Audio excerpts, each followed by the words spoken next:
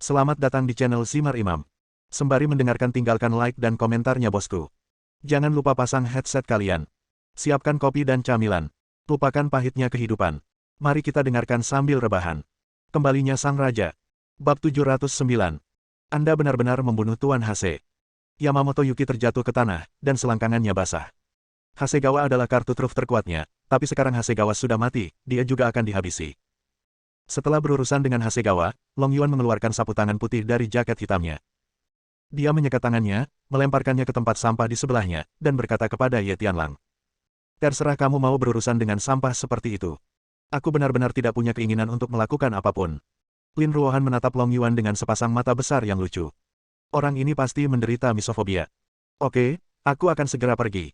Ye Tianlang berkata dengan cepat. Yamamoto Yuki hanyalah orang biasa, jika ingin membunuhnya cukup gerakkan jari saja. Kamu, siapa kamu? Berdiri di depan Lin Ruohan, Long Yuan berdiri tegak. Luar biasa khusyuk. Perang Salib Timur, Kepala Staf Umum Long Yuan, temui Ratu. Kali ini, Long Yuan tidak mengikuti etiket seorang pria Eropa, tetapi berlutut dengan satu kaki, dengan sangat serius. Tentara Salib. Lin Ruohan memiringkan kepalanya dan bingung. Perang Salib bukanlah pasukan yang diorganisir oleh Gereja Katolik untuk merebut kembali kota suci Yerusalem. Tanda seru. Meski saya masih belum tahu apa itu, rasanya sangat kuat. Apakah tentara salibmu adalah organisasi pembunuh seperti organisasi pedang? Hati Ye Tianlang bergetar. Meskipun dia tidak tahu apa yang dilakukan tentara salib timur, tidak ada keraguan bahwa level mereka jauh lebih tinggi daripada sayap peraknya. Long Yuan merenung sejenak, mengangguk dan berkata. Itu bisa dimengerti. Lin Ruohan memutar matanya dengan baik. Aku bergumam dalam hati untuk waktu yang lama. Nama ini bagus. Tentara salib adalah tentara yang terkenal dalam sejarah. Kuku besi mereka berkeliling hampir ke seluruh dunia. Saya tidak menyangka Saudara Chen akan memberikan nama seperti itu kepada organisasi pembunuh. Pada tahap ini, Lin Ruohan pasti tidak dapat memahami organisasi seperti apa tentara salib itu. Itu sebabnya menurut saya nama ini sangat kelas menengah. Tapi suatu hari kemudian, ketika Lin Ruohan melihat tentara salib, dia menyadari bahwa nama itu tidak tepat sama sekali, dan itu tidak lagi cukup untuk menggambarkan tim sebesar itu. Apakah Saudara Chen memintamu untuk datang dan melindungiku? Ya. Awalnya saya tidak ingin muncul, tetapi seseorang datang untuk menimbulkan masalah, jadi saya harus muncul. Terima kasih telah melindungiku, tapi bolehkah aku mengajukan permintaan kecil? Apa permintaannya? Ratu, katakan saja. Bisakah kamu melakukannya secara berbeda lain kali? Tadi itu terlalu berdarah. Setiap kali Su Chen membunuh seseorang, dia dengan sengaja menghalangi pandangan Lin Ruohan darinya. Meskipun daya tahan Lin Ruohan telah meningkat selama periode waktu ini. Tapi kali ini saya benar-benar melihatnya, saya masih sedikit risih. Jantungku berdebar kencang, dan butuh waktu lama bagiku untuk menenangkan diri sebelum kembali normal. Long Yuan sedikit mengernyit dan merenung sejenak. Apakah cara membunuh barusan sangat berdarah? Lin Ruohan. Kamu Tianlang. Bahkan jika itu tidak berdarah, maka tidak ada yang berdarah di dalamnya. Faktanya, hal ini tidak bisa disalahkan pada Long Yuan, jika orang lain dari tentara salib datang. Sekarang seluruh negara kepulauan itu mungkin berdarah seperti sungai. Kalau begitu aku akan memperhatikannya lain kali. Ayo pergi. Karena kamu telah menggantikan kakak Chen sebagai pengawalku, pergilah ke perusahaan bersamaku. Bisa. Di hotel, setelah mendiskusikan tindakan pencegahan dengan Xiaoning. Mereka berdua masuk ke mobil bersama dan bersiap pergi ke Gunung Siwanda untuk membantu Xiaoning memimpin anggota brigade pengawal yang baru direkrut. Adapun masalah sutra emas, Xiaoning menyerahkannya kepada keluarga Mo. Selama bertahun-tahun, mereka menjadi lebih akrab dengan Siwanda-san daripada siapapun, jadi sebaiknya serahkan masalah ini kepada mereka. Dering-dering-dering. Dalam perjalanan menuju Gunung Siwanda, ponsel Su Chen berdering. Saudara Chen, apa yang kamu lakukan? Di sisi lain video, Lin Ruohan berkata sambil tersenyum. Aku akan pergi ke pegunungan dan akan kembali dalam beberapa hari. Saudara Chen, kamu mengirim seseorang untuk melindungiku, tetapi kamu bahkan tidak mengatakan sepatah kata pun kepadaku. Apakah kamu melihat Long Yuan? Lin Ruohan mengangguk, jadi saya punya ide yang berani. Ide yang sangat berani. Menurutku dia cukup tampan, dan pantas untuk memperkenalkannya pada Yuan. Wajah Su Chen penuh dengan garis-garis hitam. Dia tidak menyangka Lin Ruohan akan tetap terlibat dalam bisnis semak comblang. Namun bagaimanapun Anda melihatnya, ini penuh dengan kontradiksi. Jian Yuan adalah CEO wanita, sedangkan Long Yuan adalah penghasut perang. Keduanya bersama-sama, yang tampak aneh tidak peduli bagaimana mereka memandangnya.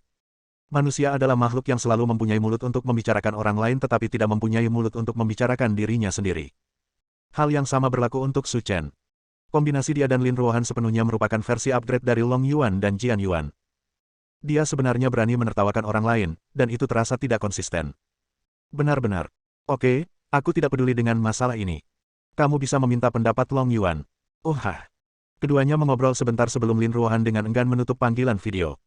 Setelah berkendara selama 3 jam, kami sampai di pintu masuk Gunung Siwanda. Ada sebuah kamp yang sangat rahasia di sana.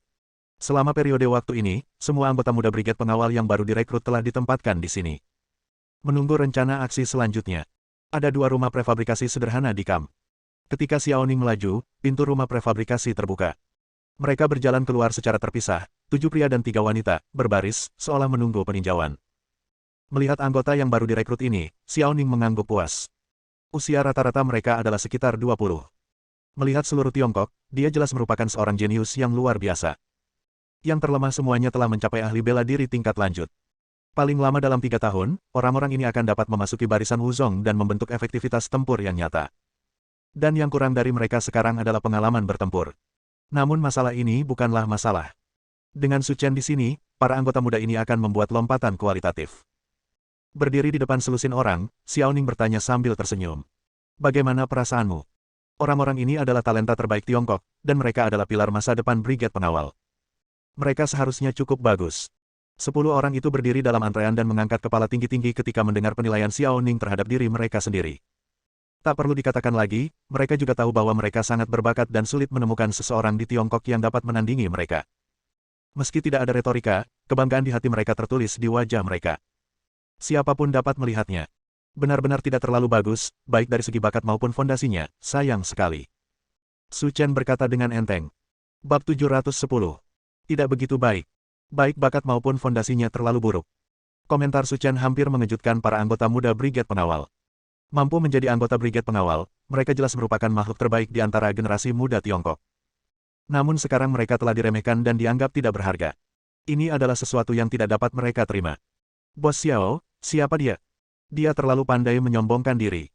Orang yang berbicara berdiri sebagai pemimpin tim. Dia tinggi, lebih dari 2 meter. Dan kekuatannya juga berbanding lurus dengan sosoknya. Di awal usia 20-an, dia telah mencapai puncak seni bela diri. Jika situasi ini terus berlanjut, tidak akan menjadi masalah untuk mencapai level Wuzong dalam waktu 1 tahun. Nama pemuda itu adalah He Jiayao, dan dia berasal dari keluarga pertama di Tiongkok Timur Laut. Karena kekuatannya yang kuat dan bakatnya yang luar biasa, He Jiayao merasa dirinya lebih unggul dari orang lain. Awalnya, dia memiliki rasa kagum terhadap Su Chen, tetapi setelah mendengar kata-katanya, perasaan itu menghilang. Apakah kamu tidak percaya pada kekuatannya? Xiaoning berkata dengan tenang. Tentu saja aku tidak percaya. Penampilannya mirip denganku. Aku tidak percaya dia lebih kuat dariku. Kata He Jiayao dengan tatapan arogan. Xiaoning memandang Su Chen sambil tersenyum, seseorang di sini mempertanyakan kekuatanmu, menurutmu apa yang harus kamu lakukan? Aku tahu kamu punya niat buruk dan menjebakku di sini. Su Chen berkata dengan tenang. Apakah kamu melihat ini? Jangan gunakan trik kecilmu di depanku, simpan saja. Xiaoning memutar matanya yang indah, merasa seperti dia tidak merasakan kehadiran di samping Su Chen. Aku tidak peduli apa yang kamu pikirkan di dalam hatimu. Sekarang dokter hantu di perbatasan barat daya Miao sedang bangkit kembali. Jadi dalam beberapa hari terakhir, aku akan mengajakmu berkeliling dan membiarkanmu mendapatkan wawasan. Namun langkahnya dicemooh oleh banyak pendatang baru. Maaf, kami sangat memahami lingkungan di pegunungan dan tidak perlu memimpin, jadi kami tidak membutuhkan Anda. He Jiayao berkata sambil tersenyum. Ya, kami juga telah menemukan banyak informasi akhir-akhir ini. Jika Anda bertindak bersama kami harus membebaskan tenaga untuk menjaga Anda, yang akan menunda kecepatan misi kami. Aku tidak memimpinmu, aku memimpinmu untuk membunuh orang. Diam.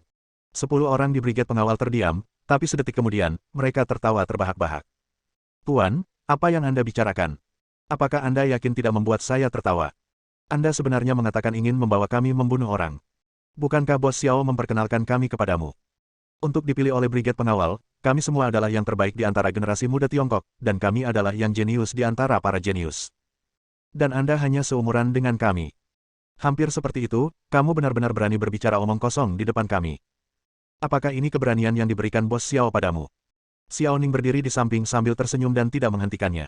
Ia bahkan berencana menyaksikan keseruannya dari samping. Meski umur kita hampir sama, kamu terlalu lemah. Di mataku, kamu bukan siapa-siapa. He Jiayao dan lainnya masih menarik untuk dilihat di Tiongkok. Namun dibandingkan dengan rekrutan baru yang direkrut tentara salib setiap tahun, mereka masih tertinggal jauh. Meskipun kamu adalah teman Bos Xiao, aku memperingatkanmu, yang terbaik adalah bersikap sopan saat berbicara. Jika kami mengambil tindakan, kamu tidak akan punya apa-apa untuk dimakan. Kalau begitu kalian semua berkumpul, jika tidak kalian akan menjadi seperti katak yang duduk di sumur memandang ke langit, belum pernah melihat dunia. Ekspresi He Jiayao sangat jelek. Bos Xiao, orang yang Anda bawa ke sini telah memprovokasi kami. Sekarang saya ingin melamar dan meminta nasihat darinya. Saya tidak tahu apakah itu mungkin. Tentu saja. He Jiayao dan yang lainnya tampak bahagia, dan rekan satu timnya berkata, Saudara Yao, Bos Xiao telah setuju, jadi kamu tidak perlu menahan diri. Tunjukkan padanya beberapa warna dan beritahu dia betapa kuatnya kita. Jangan khawatir, saya akan memberitahu dia bahwa ada orang di luar dunia, dan ada langit di luar dunia. Artinya, biarkan dia melihat seperti apa orang-orang jenius di Tiongkok, dan biarkan dia memahami kesenjangan antara dia dan kita. He Jiayao berjalan keluar dan berdiri 5 meter di depan Su Chen. Apakah kamu siap?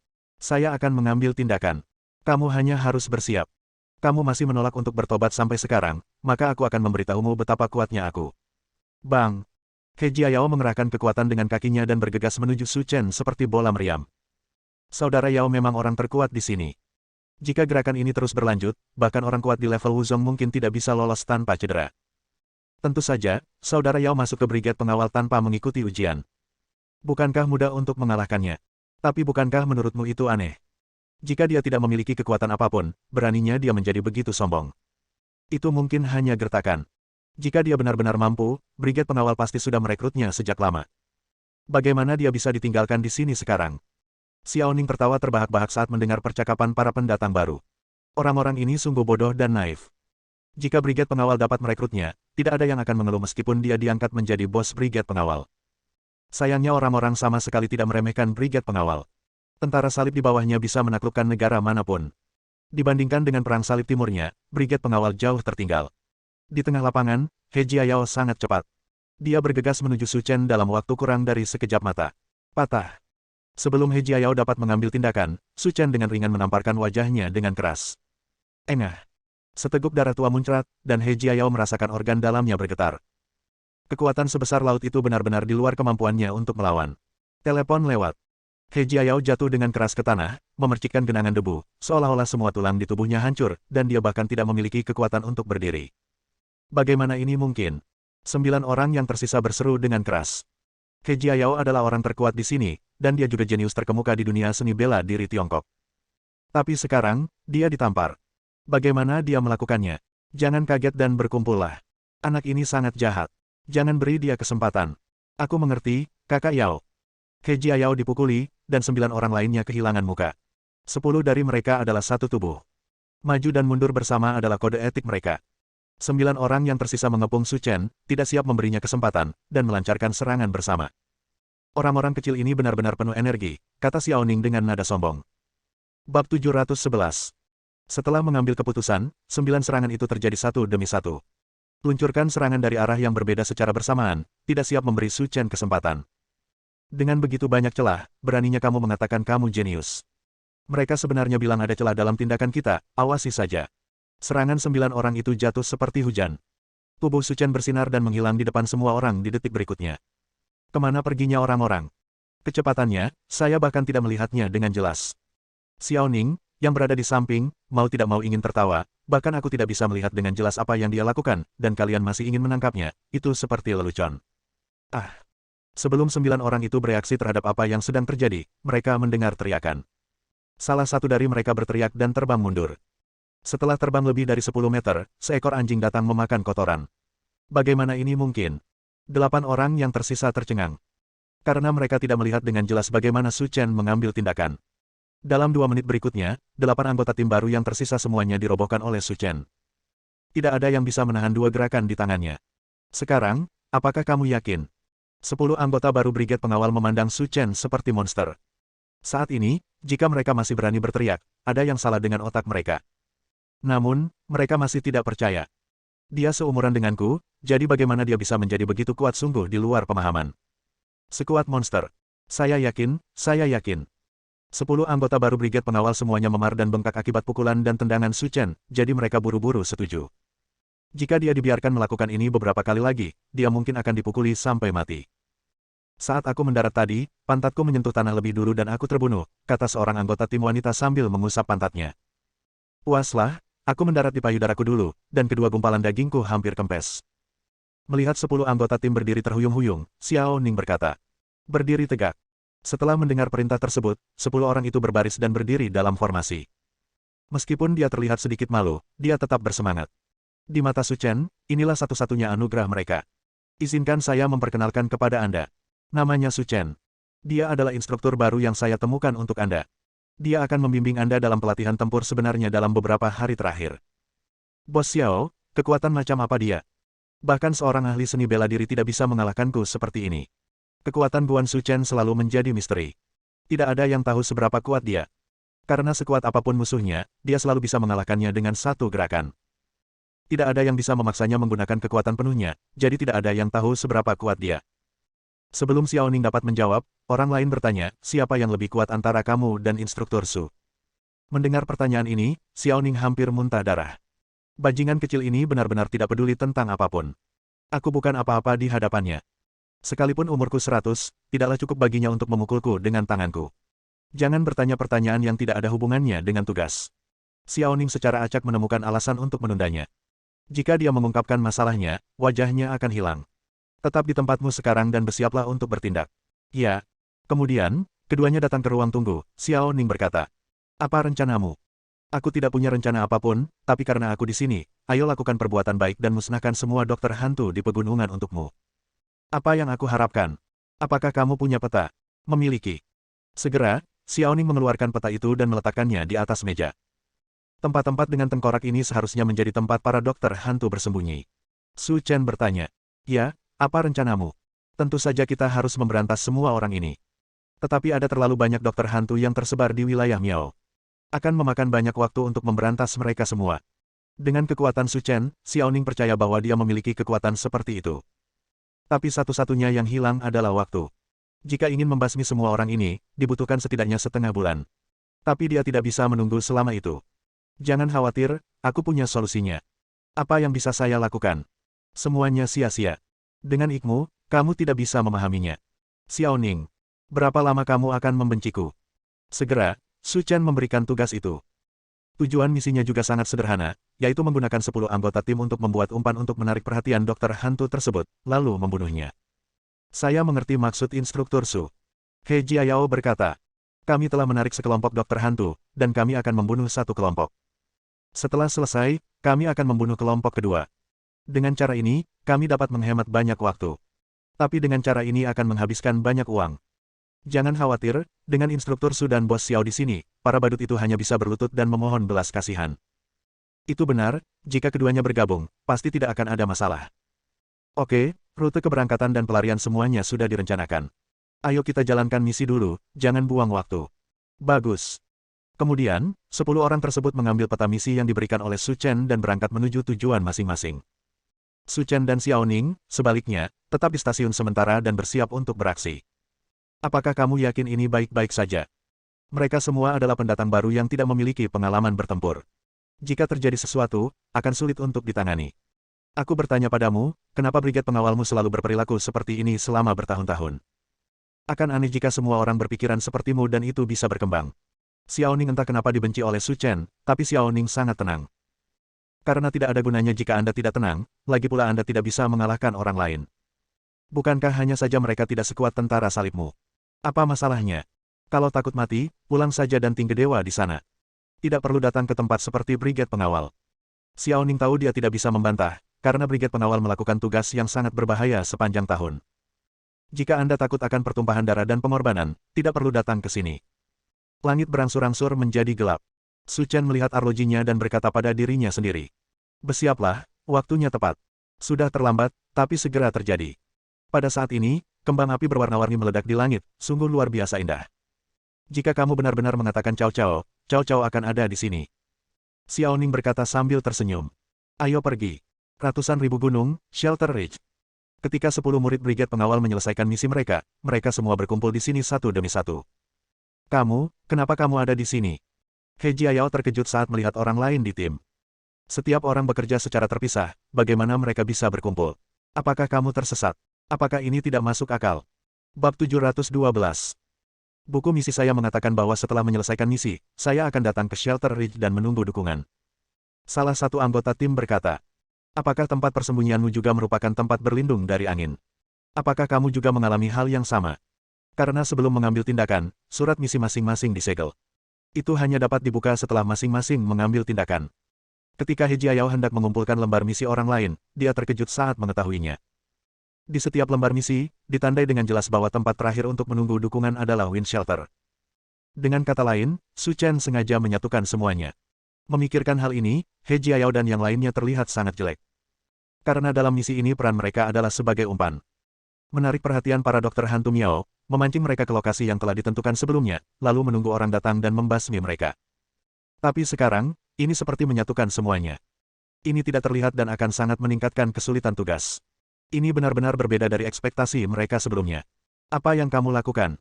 10 dari kita telah menarik total 10 faksi dokter hantu. Tambahkan hingga lebih dari 500 orang, besar dan kecil.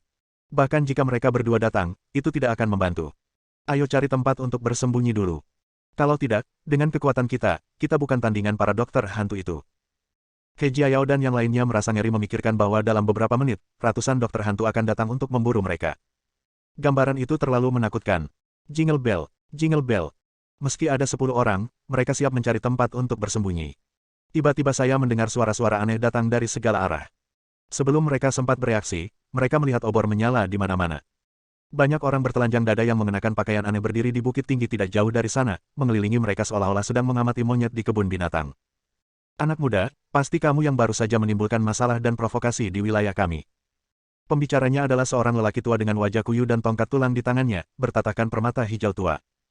Perasaan keseluruhannya sangat menyedihkan, seperti iblis yang keluar dari kegelapan. Kamu adalah seorang penggarap hantu dari silsilah mayat. Melihat lelaki tua itu berjalan keluar, He Jiayao berkata dengan hati-hati.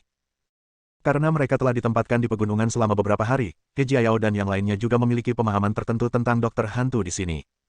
Di dunia dokter hantu, silsilah mayat memiliki kekuatan yang sangat kuat.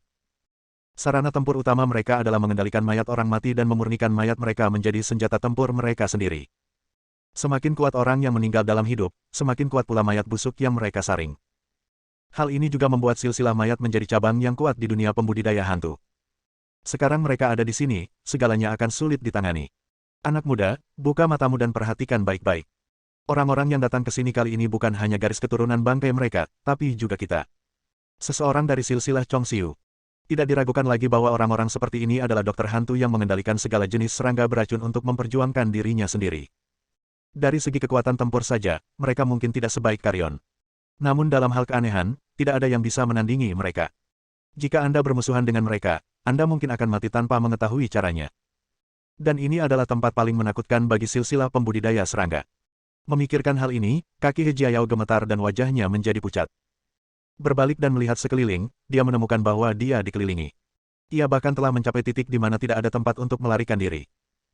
Anak muda, aku tidak tahu apa motifmu berani memprovokasi kami, tapi karena kita sudah bertemu di sini, mari kita putuskan hubungan kita. Biar ku beritahu, kami semua adalah anggota Brigade Pengawal. Jika kamu berani menyentuh kami, Brigade Pengawal tidak akan melepaskanmu. Dia sebenarnya seseorang dari Brigade Pengawal. Penyihir hebat dari 2 cabang semuanya berhenti. Mereka biasanya hidup mengasingkan diri di pegunungan dan hutan, dan hanya memiliki sedikit informasi, tetapi mereka juga tahu bahwa Brigade Pengawal adalah raksasa di Tiongkok. Tidak mudah untuk dipusingkan. Apakah menurutmu dengan Brigade Pengawal di belakangmu, kamu bisa datang ke pegunungan 100.000 dan melakukan apapun yang kamu mau? Apa yang akan kamu lakukan? Kali ini He Jiayao dan yang lainnya mendapat firasat bahwa ada sesuatu yang tidak beres. Mereka tidak takut dengan identitas mereka sebagai Brigade Pengawal. Dan bersiaplah untuk membunuh orang dan membungkam mereka. Kami sudah mengejarmu sejauh ini, dan kamu masih bertanya kepada kami apa yang ingin kami lakukan. Kalian benar-benar bodoh. Tanpa sadar, He Jiayao dan yang lainnya berkumpul, memandang para dokter hantu ke segala arah dengan ketakutan. Saya tidak mengerti sama sekali, apa tujuan dari rencana ini. Mungkinkah dia ingin mempertemukan mereka? Pemusnahan terpadu. Apakah kamu bercanda? Ada begitu banyak orang, kecuali mereka adalah master tingkat setengah dewa, mereka tidak dapat dibunuh sama sekali. Anak-anak kecil, cepatlah berdoa, hidupmu sudah memasuki hitungan mundur. Kata penyihir hebat dari silsilah mayat yang membusuk. Lakukan. Dengan perintah, dokter hantu dari segala penjuru bergegas menuju He Jiayao dan yang lainnya. Ekspresi wajahnya sangat garang, seolah dia ingin memakan seseorang. Kita semua belum sampai, kenapa kamu mulai mengambil tindakan? Suara yang tiba-tiba itu membuat semua dokter hantu yang hadir menghentikan langkahnya. Mereka tanpa sadar menoleh ke belakang dan menemukan seorang pria dan seorang wanita berjalan di belakang mereka. Instruktur Su, Bos Xiao. Melihat 2 orang ini, He Jiayao dan lainnya, seperti melihat penyelamat. Kamu juga dari Brigade Pengawal. Su Chen menggelengkan kepalanya, tidak. Karena kamu bukan dari Brigade Pengawal, kamu di sini untuk mati. Jangan bicara terlalu dini. Belum pasti siapa yang akan mati. Haha, ada lebih dari 500 orang di sini, dan kami telah mengumpulkan orang-orang kuat dari semua faksi besar. Hanya kalian berdua, apakah kalian masih ingin menimbulkan masalah? Bang! Su Chen menjentikkan jarinya dan melihat dada penyihir hebat dari garis mayat busuk itu meledak. Meninggal mendadak di tempat. Bingung. Setiap orang yang melihat pemandangan ini tercengang. Bunuh dengan menjentikkan jarimu. Ini terlalu menakutkan. Kalian harus melakukannya bersama-sama, tidak ada gunanya membunuh mereka satu persatu. Su Chen berkata dengan tenang. Mulut He Jiayao dan yang lainnya bergerak-gerak, bertanya-tanya apa yang dipikirkan Su Chen. Dalam hal kekuatan pribadi dalam satu putaran, dia lebih kuat dari semua orang di sini. Tapi ada lebih dari 500 dokter hantu di sini. Seperti kata pepatah, seekor harimau tidak bisa melawan sekelompok serigala, tidak peduli seberapa kuat dia tidak bisa menjadi lawan dari orang-orang ini. Jika dia tidak melakukannya dengan benar, bukan hanya dia, tapi juga dirinya sendiri dan Bos Xiao akan mati di sini. Aku tidak peduli siapa kamu, tapi jika kamu sendiri yang ingin menantang kami, maka aku akan membuatmu membayar harganya. Kata penyihir hebat dari silsilah Chongxiu. Bersambung.